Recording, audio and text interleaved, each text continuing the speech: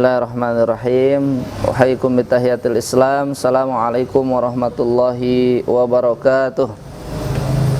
Alhamdulillahirabbil alamin. Nahmaduhu wa nasta'inuhu wa nastaghfiruh wa na'udzu billahi min syururi anfusina wa min sayyiati a'malina. May yahdihillahu fala mudhillalah wa may yudlil falan tajida lahu waliyyan mursyida. Asyhadu an la ilaha illallah fala mu'aqqiba li hukmihi wala rada liqadaih wa asyhadu anna Muhammadan abduhu wa rasuluh adal amanah wa ballagha risalah wa nasaha lil ummah wa kashafa bihil ghummah wa jahada fi sabilillahi haqqa jihadih wa huwal ummiyul ladzi 'allamal muta'allimin wal faqirul ladzi ba'atsal amana fi qulubil ya'isin wal yatimul ladzi qada hadhihi safinatil bashariyah min muhitiha ila syatillahi rabbil alamin. Wa nusalli wa nusallim ala sayyidina wa habibina wa imamina Muhammadin sallallahu alaihi wasallam wa ala alihi wa ashabihi wat tabi'in wat tabi'it tabi'in ila yaumina hadza bi ihsanin ila yaumiddin. Baik sahabat-sahabat sekalian yang dirahmati oleh Allah Subhanahu wa taala dimanapun berada, insyaallah pada kesempatan kali ini SKC Sahabat Quran Center Garut bersama IKADI Garut, kemudian juga bersama Salimah, insyaallah akan merutinkan kajian online-nya yang insyaallah ini adalah hari kedua, yang kemarin dimulainya sore hari dan insyaallah akan selanjutnya dilanjutkan dengan di pagi hari setiap jam 10 pagi. Semoga Allah Subhanahu wa taala memberikan keridhaan kepada kita semuanya dan tentunya kita diberikan umur yang panjang, kesehatan, dan terutama adalah kita bisa melakukan hal-hal aktivitas yang biasanya adah menjadi ibadah, yang tadinya ini bu'dah menjadi kurbah, yang tadinya biasa menjadi ini adalah sebuah ibadah. Karena kita di bulan suci Ramadan tentunya banyak sekali keutamaan-keutamaan yang ada di dalamnya. Kemudian yang tadinya biasanya kita jauh di hadapan Allah Subhanahu wa taala, semoga dengan kegiatan seperti ini bisa mendekatkan diri kita kepada Allah Subhanahu wa taala. Tentunya kita di hari yang keempat di bulan suci Ramadan, kita bersyukur kepada Allah Subhanahu wa taala, semoga kita termasuk orang-orang yang bisa mengisi Ramadan ini dengan penuh kebaikan.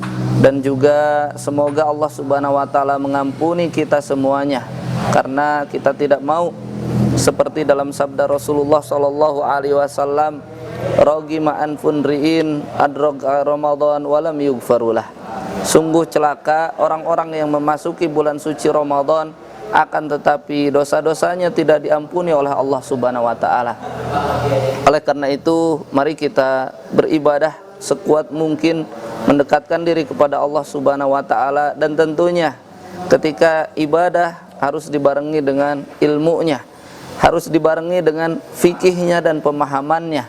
Oleh karena itu kita insyaallah akan mengkaji fikih Ramadan atau fikus saum atau fikus siam, pemahaman terkait masalah as-saum itu sendiri.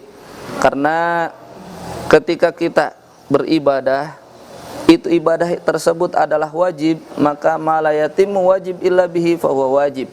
Ketika sesuatu itu yang wajib, maka proses untuk menggapainya pun juga wajib. Bahkan kalau kita beribadah tanpa ilmunya, khawatir al-amil bi ghairi ilmi aktsaru ma yufsidu mimma yuslih. Orang-orang yang mengamalkan sesuatu, beribadah tanpa dengan ilmunya, khawatirnya aktsaru ma yufsidu mimma yuslih, akan lebih banyak madaratnya, lebih banyak mafsadatnya, tidak benarnya ketimbang kebaikan-kebaikan yang didapatkannya. Kalau kata bahasa Sundanya, khawatir capek gawe teka pake. Kita kerja, kita beramal, kita beribadah, tapi ibadah kita tidak bernilai di sisi Allah Subhanahu wa taala. Tentunya syariat Islam juga menganjurkan dan juga mewajibkan saum itu ada manhaj-manhajnya. Seperti halnya dalam firman Allah Subhanahu wa taala, "Walikullin ja'alna minkum syir'atan wa minhaja." Dan setiap dari kalian minkum syir'atan wa minhaja, ada syariat-syariatnya, ada manhaj-manhajnya. Begitu juga dari saum. Saum sekarang tentunya berbeda dengan saum dahulu, di zaman-zaman terdahulu. Kalau zaman dahulu itu ada saum Daud, itu bagaimana puasa sehari kemudian tidak puasa. Kemudian di dalam tafsir Ibnu Katsir dijelaskan juga setelah Nabi Nuh ke sana, itu kemudian saum itu dalam 1 bulannya itu harus ada 3 hari berpuasa. Kemudian di zaman Rasulullah Shallallahu Alaihi Wasallam di awal-awal saum, disyariatkannya saum, berbeda dengan saumnya sekarang. Itu dulu saumnya di zaman awal-awal Rasulullah Shallallahu Alaihi Wasallam ketika itu adalah mulai dari pagi hari kemudian sore hari atau juga terbenam matahari. Akan tetapi yang membedakan itu adalah ketika sahurnya. Ketika seseorang sudah tidur setelah Isya, maka itu tidak boleh dan dilarang untuk makan, minum, termasuk berhubungan badan suami istri. Ketika di awal-awal syariat saum itu seperti itu. Dan ini sangat memberatkan karena terjadi pada seorang Qais bin Sormah. Qais bin Sormah ini sahabat Rasulullah Shallallahu Alaihi Wasallam yang pada waktu itu kerjanya full di siang hari. Kerja full di siang hari, kemudian kecapean dan kelelahan. Ketika waktunya berbuka, ternyata di rumahnya makanan hanya ada sedikit saja. Akhirnya istrinya berusaha untuk mencarikan makanan. Ketika mencarikan makanan, ketika pulang kembali, ternyata Qais bin Sormah ini dalam kondisi sudah tidur. Dalam kondisi sudah tidur, kelelahan, karena kelelahan seharian full itu berpuasa. Akhirnya setelah Isya, maka dia tidak bangun. Ketika malam dia bangun, maka dia tidak bisa lagi untuk makan dan minum. Ketika itu sungguh melelahkan sekali. Akhirnya kelihatan oleh Rasulullah Shallallahu Alaihi Wasallam, ditanyalah, ya Qais, madza bika? Wahai Qais, apa yang terjadi denganmu? Engkau ini seakan-akan lelah sekali puasanya. Diceritakanlah kisahnya kepada Rasulullah Shallallahu Alaihi Wasallam. Dan inilah menunjukkan bahwasanya akhirnya turunlah ayat. Puasa itu yabda minal khaitil aswadi ilal hatta yatabayyana al khaitul aswad minal khait min abyad minal khaitil aswad. Oh, akhirnya jelaslah, turunlah ayat setelah itu bahwasanya puasa itu mulai dari kelihatannya benang putih dari benang hitam. Maksudnya waktu fajar itu sendiri. Jangan sampai seperti para sahabat yang awal-awal memahami jelasnya benang putih dengan benang hitam itu adalah sahabat tersebut membawa benang. Kemudian dilihatin benang tersebut udah kelihatan belum jelasnya, gitu kan? Bukan itu yang dimaksud oleh Rasulullah Shallallahu Alaihi Wasallam. Akan tetapi yang dimaksud dengan yatabayyana minal khaitil aswad minal khaitil abyad ilal khait minal khaitil aswad itu adalah itu sudah mulainya terbit fajar. Nah, setelah itu maka Qais bin Sormah sungguh sangat luar biasa bahagianya. Berarti kalaupun setelah tidur kemudian bangun lagi di tengah malam, maka masih diperbolehkan untuk makan dan juga minum. Dan ini terjadi juga kepada seorang sahabat senior, itu adalah Umar bin Khattab. Bagaimana Umar bin Khattab ini kecelakaan. Kecelakaannya maksudnya apa? Setelah malam hari, di malam harinya kemudian Umar bin Khattab itu berhubungan layaknya suami istri, melakukan hal yang layaknya suami istri. Padahal pada waktu itu sangatlah dilarang, karena puasa waktu itu setelah Isya kalau tertidur maka tidak ada lagi makan, minum dan juga berhubungan badan suami istri. Tapi ini terjadi pada Umar bin Khattab. Akhirnya dikeluhkanlah kepada Rasulullah Sallallahu Alaihi Wasallam, ya Rasulullah, inni ma astaki illallah illa ilallah wa ilaika. Sungguh aku tidak mengeluhkan permasalahan kecuali kepada Allah dan kepadamu. Ma baluka ya Umar? Wahai Umar, apa yang terjadi terhadapmu. Iya, ya Rasulullah, sungguh ini adalah terjadi padaku dan juga kepada istriku. Aku melakukan hal yang dilarang, yakni berhubungan suami istri. Sungguh ini seharusnya tidak terjadi padamu ya Umar. Rasul juga heran, ini sekelasnya Umar, ini terjadi melakukan hal tersebut. Sungguh ini aturan tidak terjadi padamu wahai Umar. Akan tetapi ini adalah sahamah minallah, ini adalah toleransi dari Allah Subhanahu wa taala dan keringanan dari Allah Subhanahu wa taala untuk umat Nabi Muhammad. Akhirnya turunlah ayat, uhilla lakum lailatas siyamir rafathu ila nisaikum. Dihalalkannya bagi kalian berhubungan suami istri. Ar-rafas di situ adalah al-jima', suami istri, maka diperbolehkan selama masih dalam malam. Hatta yatabayyanal khaitul abyadu minal khaitil aswad, sehingga kalau sudah jelasnya terbit fajar, maka itu tidak boleh. Ini maka dianjurkan bagi kita semuanya untuk mengikuti dalam saum itu syariat-syariatnya, manhaj-manhajnya, aturan-aturannya. Jangan asal-asalan. Ini soalnya masih ada di kalangan kita juga, sudah jelas-jelas azan, sudah lewat, masih tenang-tenang saja, masih makan tenang, azannya belum beres, terus makan gitu kan. Dan ini terjadi pada, ya biasanya ada orang-orang yang menyepelekan seperti itu. Padahal Rasulullah Shallallahu Alaihi Wasallam sudah menjelaskan dalam hadisnya, kulu wasrobu, silakan makan dan minumlah, hatta yu'adzin Ibnu Ummi Maktum, sehingga azan Abdullah bin Ummi Maktum. Kenapa? Ketika di zaman Rasulullah Shallallahu Alaihi Wasallam, karena di zaman Rasul itu muadzin itu ada dua. Muadzin pertama itu adalah Bilal. Bilal biasanya azan 1 jam atau setengah jam sebelum azan subuh. Akan tetapi ketika sudah subuh waktunya, ketika fajar, maka itu adalah yang azan adalah Abdullah bin Ummi Maktum. Ketika yang azan Abdullah bin Ummi Maktum, maka seseorang harus menahan dari segala sesuatu yang membatalkan dari puasanya. Oleh karena itu, maka di sini pentingnya kita berpuasa dengan fikih dan manhajnya. Jangan sampai kita berpuasa tanpa ada landasan sama sekali. Dan pada kesempatan kali ini kita insya Allah akan membahas tentang fiqhus shaum.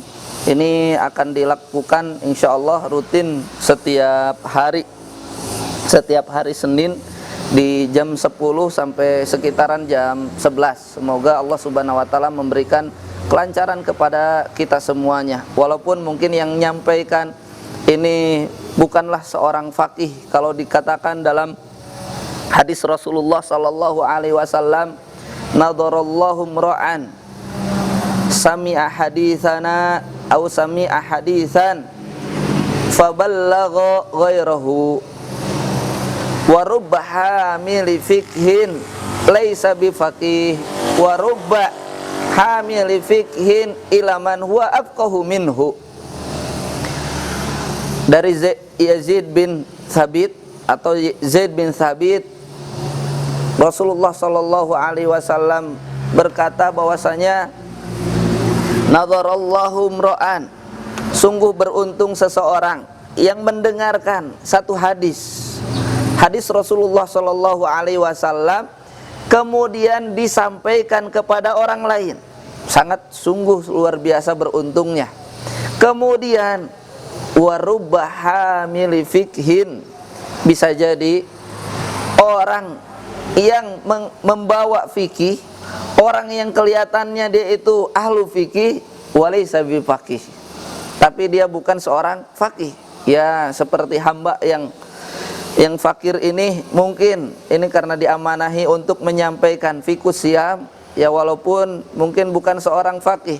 Warubba hamili fiqhin ila man huwa afqahu minhu, atau bisa jadi fikih yang kita sampaikan juga ini kepada orang yang lebih faqih dari orang yang menyampaikannya. Ala kulli hal, kita semoga termasuk orang-orang yang beruntung, orang-orang yang senantiasa menyebarkan sabda-sabda Rasulullah Shallallahu Alaihi Wasallam dan senantiasa menghidupkan sunnah-sunnah Rasulullah Shallallahu Alaihi Wasallam.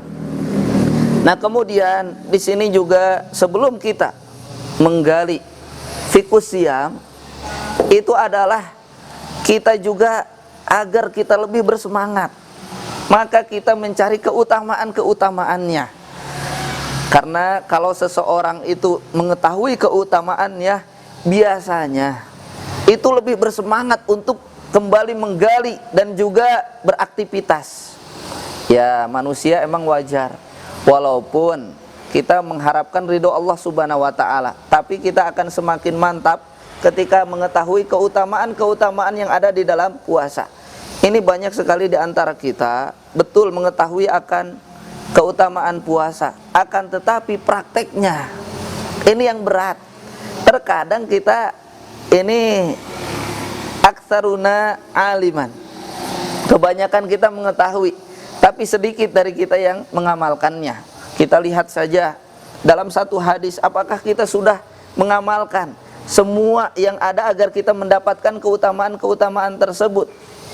Dikatakan bahwasanya Rasulullah Shallallahu Alaihi Wasallam bersabda dari Abu Hurairah, qala Allah azza wa jalla, berarti ini adalah hadis qudsi, kullu amal ibni Adam lahu illa siyam. Seluruh amalan Bani Adam lahu, itu adalah untuknya, baginya. Para ulama berpendapat banyak terkait masalah kullu amal ibni Adam. Maksudnya apa? Maksudnya ada amalan-amalan yang ini seluruhnya sudah dijelaskan tentang keutamaan-keutamaannya. Akan tetapi illa siyam, saum itu tidak ditentukan pahala yang pastinya. Kenapa? Karena Allah langsung yang memberinya. Ini rahasia Allah Subhanahu wa ta'ala. Kemudian juga ini menunjukkan bahwasanya saum ini amalan yang sangat-sangat utama, luar biasa. Fa innahu li wa ana ajzi bihi. Sedangkan saum itu adalah milikku, wa ana ajzi bihi, maka aku yang akan memberinya. Wasiyamu junnatun, sedangkan saum itu adalah junnatun, perisai. Kita tahu bagaimana perisai itu bisa membentengi dari segala macam kemaksiatan. Dan kita tahu dari hadis Rasulullah Shallallahu Alaihi Wasallam, ini bagi orang-orang yang masih menjomblo atau belum nikah, ini makanya dianjurkan alternatifnya adalah untuk memperbanyak saum bagi yang belum mampu untuk menikah. Katakan dalam hadis Rasulullah Shallallahu Alaihi Wasallam, ya ma'syarasy syabab, man istata'a minkumul ba'ata falyatazawwaj fa innahu aghaddu lil basar wa ahsanu lil farj.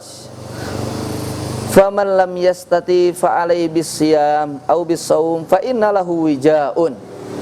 Rasulullah Shallallahu Alaihi Wasallam mengatakan, wahai para pemuda, ya ma'syarasy syabab, man istata'a minkumul ba'ata, barang siapa yang sudah mampu untuk menikah, maka menikahlah, karena itu akan menjaga dari pandangan. Ini membuktikan bahwasanya saum itu bisa lebih menjaga pandangan kita. Fa innahu aghaddu lil basar wa ahsanu lil farj, dan juga lebih menjaga farji kita. Faman lam yastati, dan barang siapa yang tidak mampu untuk menikah, fa alaihi bisyam, maka baginya untuk berpuasa. Fa innalahu wijaun, karena itu adalah benteng atau perisai bagi seseorang. Ini juga menunjukkan bahwasanya puasa adalah junnah. Fa idza kana yaumu saumi ahadikum fala yarfus. Ini lihat yang berat. Apabila seseorang sedang melakukan puasa saum, fala yarfus. Yarfus, para ulama mengatakan ini adalah al-fahsh fil qaul, yakni berkata-kata kotor, berkata-kata yang jorok ketika berpuasa. Ini kita puasa yang benar itu bukan hanya sekedar menjaga dari makanan dan minuman saja, akan tetapi kita juga harus menjaga lisan kita. Jangan sampai seperti sabda Rasulullah Shallallahu Alaihi Wasallam, man lam yada qaula zur wal amal bihi laisa lillahi hajatun min ayyada ta'amahu wa syarabahu. barang siapa yang tidak bisa meninggalkan kata-kata kotornya, maka bagi Allah tidak butuh baginya dia itu meninggalkan makanan dan minuman. Maksudnya apa? Buat apa dia puasa, kata Allah Subhanahu wa taala, tapi lisannya tidak terjaga. Ini juga di sini kita harus menjaga lisan kita dari ucapan-ucapan yang kotor. Wala yajhal, yajhal ay la yasbih, berkata tidak ada manfaatnya sama sekali, tidak berguna. Ngelantur kemana kemari, bahkan ngerumpi yang tidak jelas, kemudian juga sampai menggibah orang. Ini khawatir puasa yang seperti ini nanti tidak ada mendapatkan apa-apa. Kemudian wala yashab, yashab itu adalah yasih fil qaul, atau berteriak-teriak dan juga marah-marah ketika puasanya.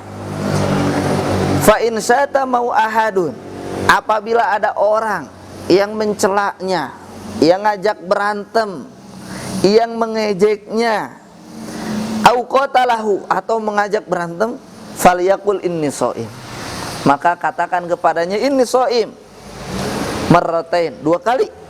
Walladzi nafsi Muhammadin biyadihi la khalufu fammi shaim atyabu indallahi yaumul qiyamah min rihil mis. Dan sungguh zat Nabi Muhammad yang ada di tangannya, la khalufu fammi shaim, luar biasa bau mulutnya orang yang berpuasa, atyabu indallah, itu jauh lebih wangi, lebih enak, yaumul qiyamah, di hari kiamat, min rihil mis, dari itu namanya minyak kasturi, minyak yang terkenal di Arab. Walis shaim farhatani, dan bagi seorang yang berpuasa ada kedua kebahagiaan, yafrahuhuma, akan didapatkan baginya.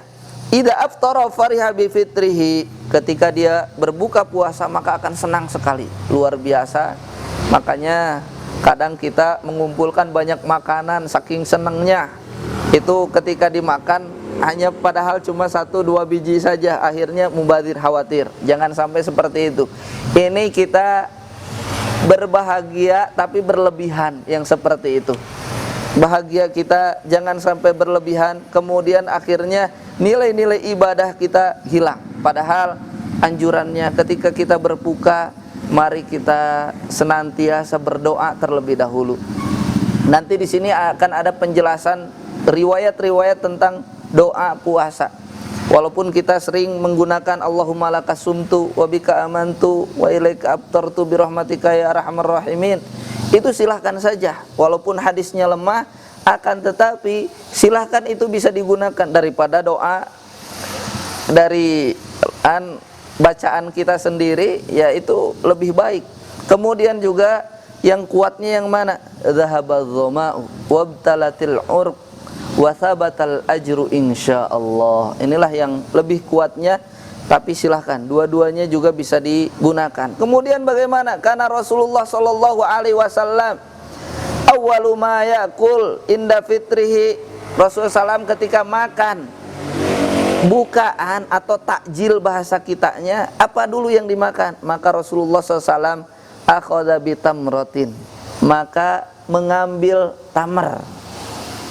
Maka kata Rasulullah SAW, fa ilam tajid fabil ma, kalau kalian tidak mendapatkan kurma, maka bagimu dengan air dulu. Jangan ini mah awal-awal langsung ngambil es cendol, kolak, segala macam, waduh gitu kan, kenyangan, akhirnya nasi tidak kemakan. Kemudian juga kemerdekaan apa kemerkaan, cek bahasa Sunda nama gitu kan. Ini jangan sampai terjadi seperti itu. Kita nah, nanti mungkin penjelasan selanjutnya bagaimana kita memegang Al-Quran ketika sholat taraweh dan lain sebagainya.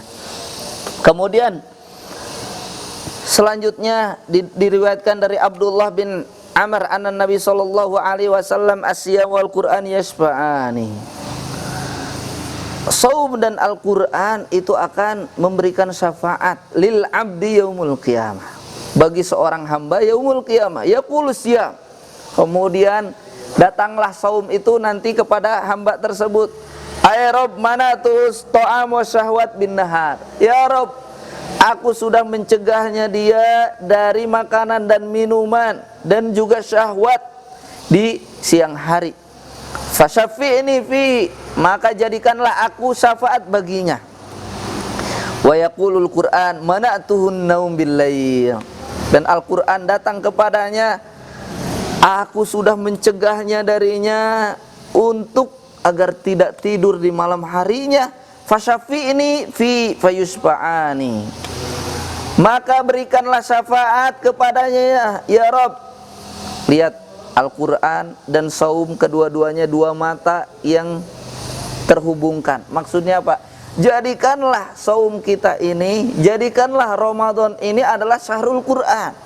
Seperti halnya di dalam firman Allah Subhanahu wa taala, syahrul Ramadan alladzi unzila fihil Quran. Ini merupakan adalah bulan diturunkannya Al-Quran. Ketika diturunkannya Al-Quran, maka bulan ini adalah bulan yang sangat mulia. Semua yang berhubungan dan berinteraksi dengan Al-Quran, semuanya adalah yang the best, terbaik. Lihat bagaimana Allah Subhanahu wa ta'ala menurunkan Al-Quran dari Lauhil Mahfud ke langit dunia oleh malaikat Jibril. Maka malaikat Jibril menjadi malaikat yang terbaik. Kemudian diturunkan kepada Rasulullah SAW, maka Rasulullah SAW menjadi nabi dan rasul yang terbaik. Ketika Al-Quran diturunkan di malam Lailatul Qadar, maka malam Lailatul Qadar menjadi malam yang terbaik di antara malam-malam yang lainnya. Dan ketika Al-Quran diturunkan di bulan suci Ramadan, maka Ramadan menjadi bulan yang terbaik di antara bulan yang lainnya. Dan ketika seseorang banyak berinteraksi dengan Al-Quran, maka orang tersebut menjadi sebaik-baik di antara manusia. Khairukum man ta'allamal Qur'an wa 'allamah. Mari di Ramadan ini jadikan Al-Quran ini adalah kehidupan kita, dan mari kita jadikan Al-Quran ini adalah bagian dari yang mengisi kehidupan kita di bulan suci Ramadan. Kemudian dari Abu Umamah qala ataitu Rasulullah SAW faqultu murni bi amalin yudkhiluni al-jannah. Dari Abu Umamah berkata kepada Rasulullah sallallahu alaihi wasallam, aku datang kepada Rasulullah sallallahu alaihi wasallam, kemudian ya Rasulullah, perintahkan kepadaku dengan amalan apa yudkhilunil jannah, yang bisa memasukkanku surga. Qala alaika bisyam, maka bagimu berpuasalah. Fa innahu la adla lahu, karena saum itu tidak ada bandingannya, tidak ada tandingannya. Summa ataitu tsaniyah, penasaran kene Abu Umamah ini datang lagi kepada Rasul, ya Rasulullah, ataitu tsaniyah alaika bisyam, belum apa-apa oleh Rasul, maka saum lagi. Jadi saum itu adalah pahalanya tidak ada tandingannya. Wan Abi Sa'id Al-Khudri radhiyallahu anhu an Nabi sallallahu alaihi wasallam qala la yasumu abdun yauman fi sabilillah. Lihat, orang yang berpuasa di jalan Allah, ini puasanya karena Allah Subhanahu wa taala. Jangan sampai karena hal-hal yang lain. Illa ba'adallahu bidzalikal yaum an-nar an wajhi sab'ina kharifan. Kecuali baginya api neraka akan dijauhkan dari satu hari puasanya saja. Api neraka itu dijauhkan darinya sab'ina kharifan. Sab'ina kharifan itu adalah 70 tahun perjalanan. Jadi dari satu hari saja bisa menjauhkan diri kita dari api neraka sepanjang 70 tahun. Rawahul jamaah illa Aba Daud. Kemudian juga dari Sahal bin Sa'ad anna Nabi SAW qala innalil jannati baban. Allah mengkhususkan tempat khusus bagi orang-orang yang ahlus siyam. Yuqalu lahu ar-rayyan, dikatakan namanya adalah pintu tersebut pintu ar-rayyan. Yuqalu yaumul qiyamah aina shaimun, nanti kelak di hari kiamat itu pintu tersebut berkata, mana ahlus shaim, mana orang-orang yang berpuasa. Fa idza dakhala akhiruhum aglaqa dzalikal bab. Tapi ketika ahlus siyam udah habis, paling terakhir, maka pintu ar-rayyan itu ditutup. Itu hanya untuk orang-orang yang ahlus siyam saja. Oleh karena itu, mari kita berpuasa dengan manhajnya, dengan syariatnya. Yang kedua, mari kita berpuasa dengan penuh mengetahui keutamaan-keutamaannya agar kita semakin bersemangat untuk melakukan puasanya. Jangan sampai puasa kita hanya sekedar menahan lapar dan dahaga saja, akan tetapi anggota tubuh kita yang lainnya masih melakukan kemaksiatan kepada Allah Subhanahu wa ta'ala. Sahabat-sahabat yang dirahmati oleh Allah Subhanahu wa ta'ala, tentunya saum hukum-hukumnya cukup banyak. Di antaranya adalah bagaimana hukum niat itu sendiri. Ini yang sering dipertanyakan. Di dalam rukun saum itu adalah al-imsak minal muftirat, kemudian an-niyah. Para ulama berbeda pendapat terkait masalah niat. Kemudian Imam Syafi'i mengatakan bahwasanya niat saum itu tidak boleh dilakukan kecuali sebelum fajar, kalau itu adalah bulan suci Ramadan. Akan tetapi kalau saum sunnah itu boleh dilakukannya setelah fajar. Imam Malik itu saum itu tidak mesti dilafadzkan. Cukup kita makan sahur itu adalah bagian dari saum. Kenapa? Karena Imam Malik mengatakan bahwasanya saum itu bukan rukun. Saum itu adalah syarat. Yang namanya syarat berarti sebelum memasuki saum, ibadah saum, berarti sebelumnya sudah dilakukan. Contohnya syarat sah sholat itu adalah wudu atau suci dari hadas kecil dan hadas besar. Maka wudu itu adalah syaratnya, sebelumnya harus dilakukan, bukan ketika sholatnya atau menjelang sholat, seperti itu. Nah kemudian Imam Hanafi membolehkan saum wajib ataupun juga saum sunnah itu niat silahkan, mau ketika akan saum sebelum fajar ataupun juga setelah fajar kalau kita kebablasan. Jadi insya Allah buat orang-orang yang mungkin kita tidak sempat berniat, kemudian kita juga ketiduran, tidurnya ini kebablasan, udah lewat azan baru bangun, maka ketika itu kita belum sempat niat, insya Allah gitu kan, kita pakai riwayat madhabnya Imam Abu Hanifah, ketika itu kita niat untuk berpuasa, maka insya Allah puasanya sah. Walaupun untuk kehati-hatian kita ambil bagaimana pendapat jumhurul ulama dan juga sebelumnya atau minimal seperti Imam Syafi'i ketika akan berpuasa atau menjelang makan sahur atau juga menjelang fajar itu sendiri. Itulah kita memulai niat itu.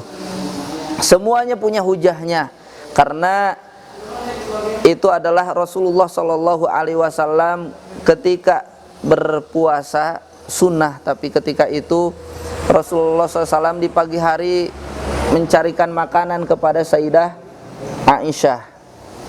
Kepada Sayyidah Aisyah, ya Aisyah, hal min ta'amin, apakah ada makanan? La ya Rasulullah. Bayangkan sekelasnya istri Rasul, di rumahnya Rasulullah Sallallahu Alaihi Wasallam itu tidak ada makanan. Maka kata Rasul, fadzaka al-yaum, yakni as-shaim.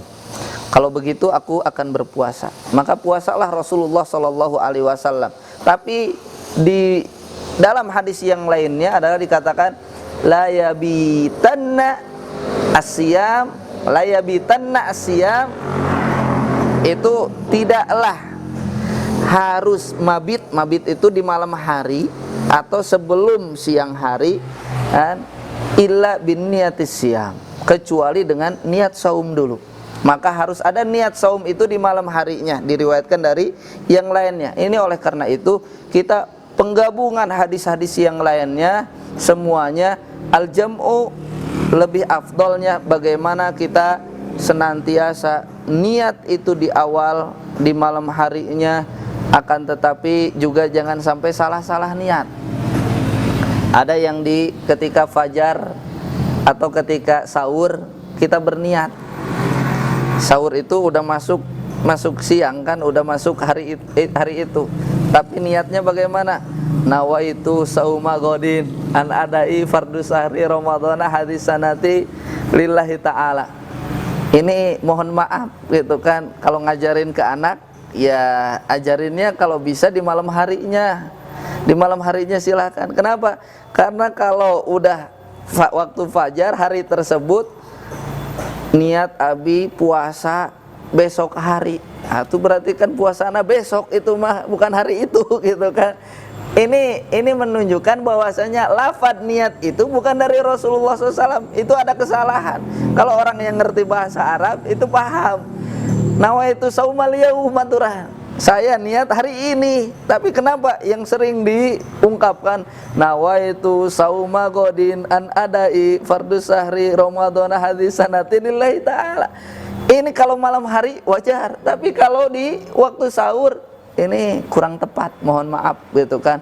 Nah, ini membuktikan bahwasanya kita harus mengetahui dan juga harus memahami akan manhaj dan juga syariatnya. Insyaallah nanti selanjutnya kita akan bahas tentang ahkam siam, tentang hukum-hukum yang ada di dalam puasa, insyaallah di pekan selanjutnya.